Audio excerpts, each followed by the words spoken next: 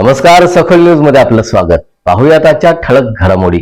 महात्मा गांधी चौक पोलिसांनी अंमली पदार्थ विरोधात आज पुन्हा कारवाई करत डॉक्टर बाबासाहेब आंबेडकर उद्यानाजवळून विशाल भारत देवकुळे वय वर्ष 37 राहणार चांद कॉलनी यास ताब्यात घेतलंय. त्याच्याकडून 75,000चा 3 किलो तयार गांजा जप्त करण्यात आलाय. पाहूया.